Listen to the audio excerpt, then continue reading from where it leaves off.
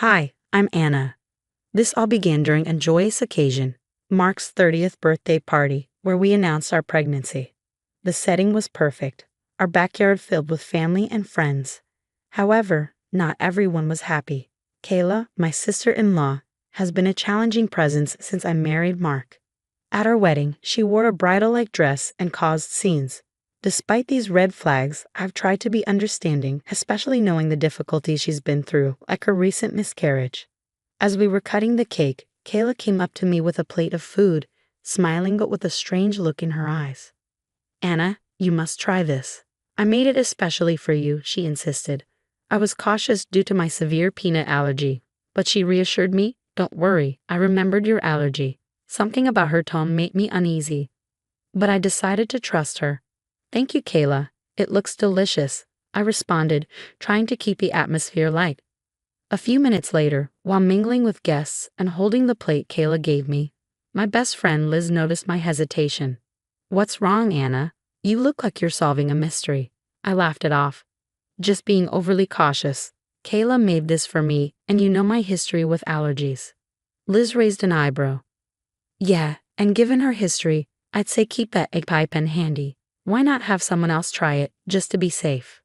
The suggestion seemed reasonable, so I discreetly passed the plate to Ryan, a family friend who had just arrived and hadn't heard the earlier conversation. "Hey Ryan, try this out. Kayla outdid herself with the cooking today," I said, watching closely as he took a bite. His reaction was immediate praise. "This is really good. What is it supposed to be?" Just as I began to relax, thinking my suspicions were unfounded, Ryan's face turned pale. He clutched his throat, gasping for air. Panic ensued as everyone rushed to his side, and I screamed for someone to call 911. As Mark and I accompanied Ryan to the hospital, my mind raced. Was it a mistake or something more sinister? Kayla's earlier assurance echoed in my ears, a chilling reminder that her intentions might not have been as kind as I had hoped. Back at the party, as the ambulance drove away, Kayla approached me with fake concern. "Anna, what happened? Is Ryan okay?" Her words felt hollow.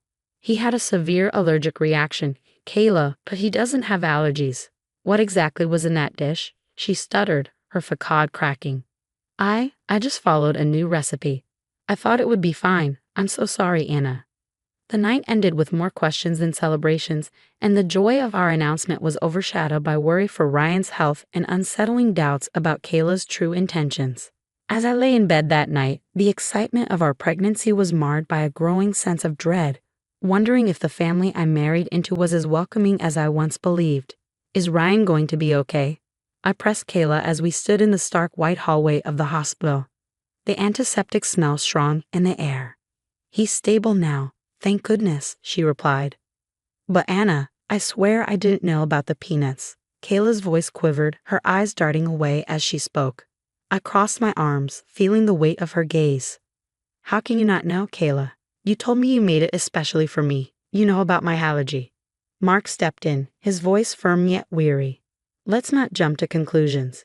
We need to think this through rationally. Kayla, just be honest. Did you put peanuts in the dish?" "No, I would never." She looked between us, desperation creeping into her tone. "You have to believe me. I thought I was helping." Helping? The idea seemed far-fetched. I needed to understand more. Helping by putting me in the hospital? "No, it was a mistake. A terrible mistake," Kayla stammered, but her words felt hollow. Back home, Mark and I sat in the living room, the echoes of the day's chaos still lingering. "We need to get to the bottom of this. Something doesn't add up," I said, reaching for my laptop. Mark nodded. "I agree. Let's check the security footage. Maybe we missed something at the party." The digital clock ticked loudly as we reviewed the footage, the screen casting a blue glow in the dim room.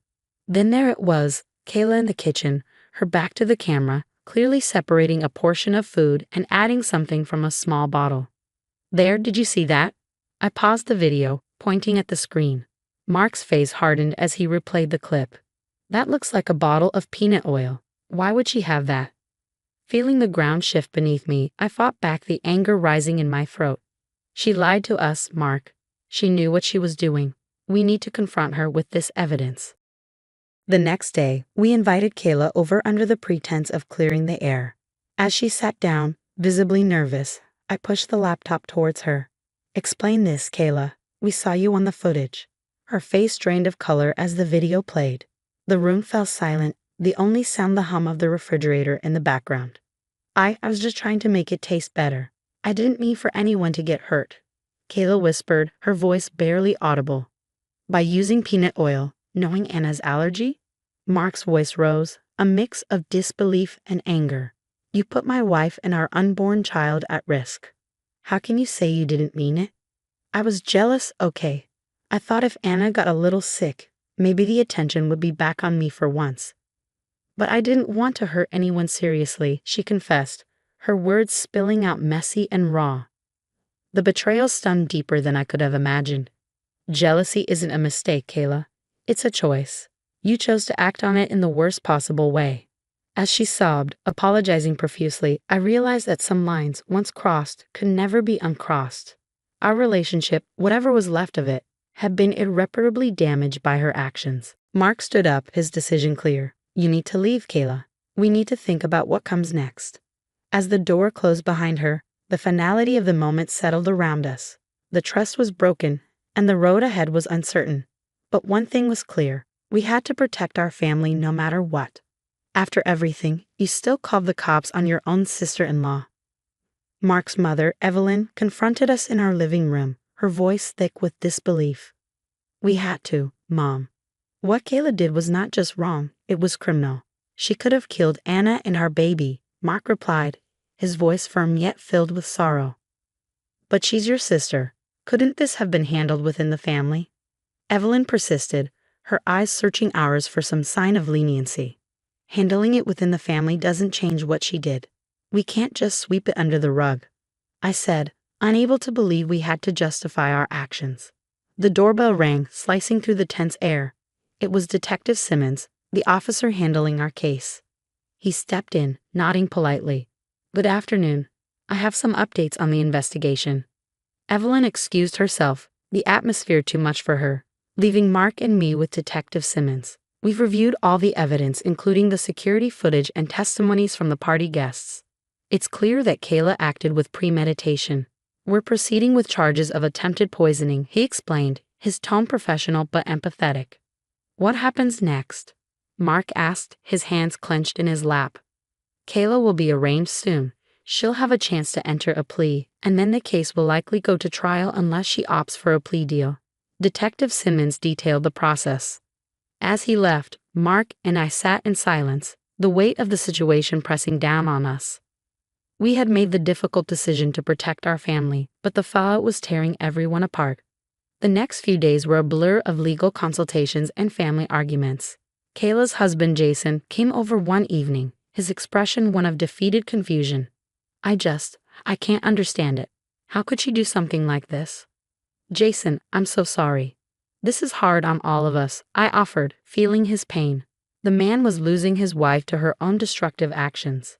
"She said she was feeling overshadowed by your pregnancy, that it made her do crazy things," Jason continued, trying to find some reason in the madness.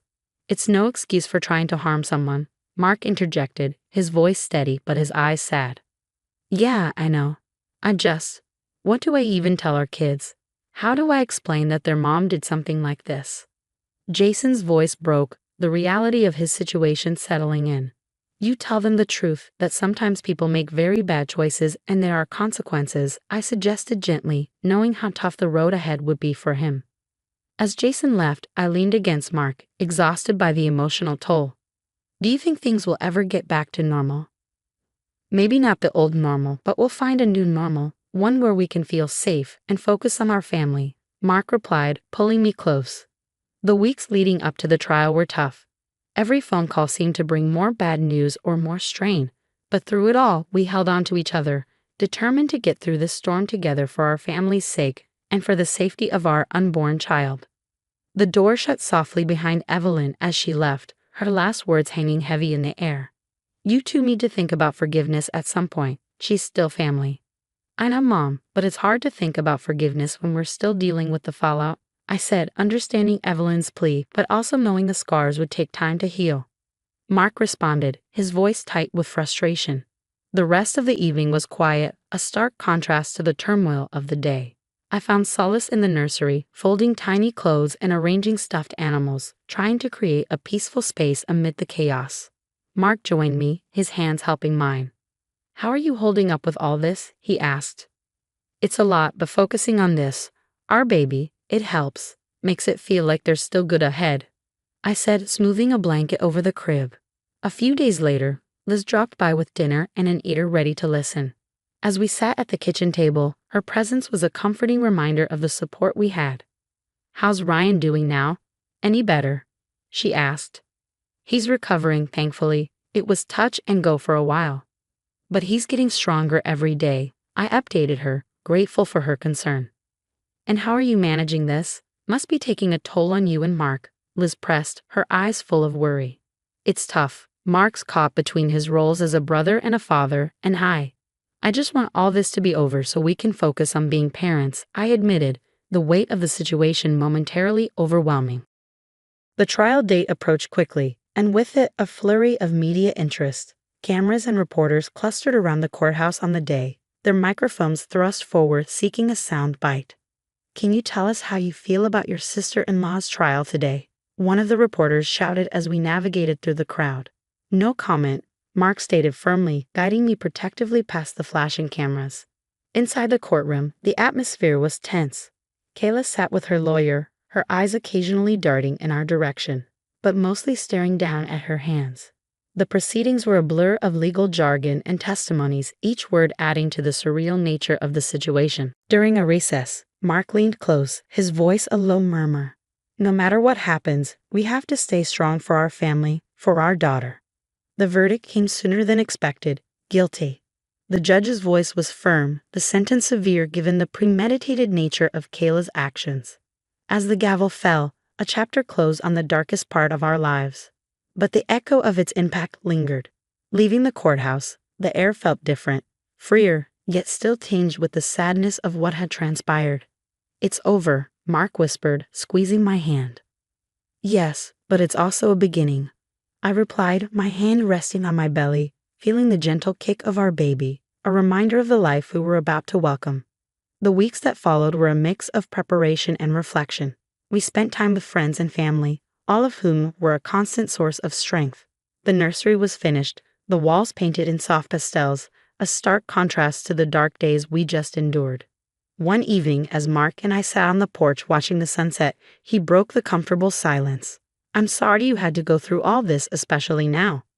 "I know, but we went through it together. That's what matters," I reassured him, my head resting against his shoulder. "And we'll keep going together," Mark promised, a vow filled not just with determination, but with hope. As the sun dipped below the horizon, its last light lingered, a symbol of the enduring light we'd found in each other. No matter the darkness, we had each other, and soon, our daughter, to brighten our days. "Look at her, Mark. She's perfect," I whispered, cradling Emma in my arms, the soft glow of the nursery nightlight painting shadows on the walls. "She really is just like her mom," Mark replied, his voice filled with a mixture of awe and relief, as he leaned over to adjust the tiny blanket. The door creaked slightly as Liz peeked in, a tray of homemade cookies in hand. "Room for one more?" Always I smiled, motioning her in. "But be warned, she's a heart stealer," Liz chuckled as she set down the tray. "I wouldn't expect anything less from the daughter of you two." As we settled into the cozy living room, the conversation turned reflective. "You know, this whole ordeal with Kayla made me realize how strong you guys are. Not everyone could handle that," Liz remarked. "It was tough, but it brought us closer together, and it taught us a lot about who we are and what we stand for," Mark added, taking a cookie from the tray. "And how to protect what's most important," I said, gazing down at Emma, who was now gently grasping my finger with her tiny hand. The room filled with the soft sounds of evening. A car passing by, the distant bark of a neighborhood dog. Liz leaned forward, her expression earnest. "So what's the plan now? I mean, how do you move forward from something like this?" "We focus on the positives, on rebuilding, and we make sure Emma grows up in a world where she feels safe and loved," Mark stated, his determination clear. "I can help with that. Aunt Liz has a lot of babysitting credits to offer," Liz joked, lightening the mood. Deal, I laughed, grateful for her presence and the normalcy it brought. As Emma yawned and settled deeper into my arms, Mark reached over to tuck a stray lock of hair behind my ear. Despite everything, I feel hopeful. Like turning a new leaf, I set my gaze fixed on the peaceful face of our daughter. We've got a lot of good days ahead, just the three of us, Mark said, his voice a soft promise in the quiet room. And plenty of adventures. Emma's going to need stories of how her parents overcame the odds, how we didn't just survive but thrived, I mused, a sense of pride swelling in my chest. Exactly. And maybe one day we'll tell her this story about how her family stood strong together against all odds. Mark concluded, the last rays of the setting sun casting a warm glow through the window. As the night drew on, we continued to talk, plan, and dream, the challenges of the past slowly giving way to the hopes of the future. In that moment, surrounded by the quiet strength of my family, I knew that no matter what lay ahead, we were ready to face it together.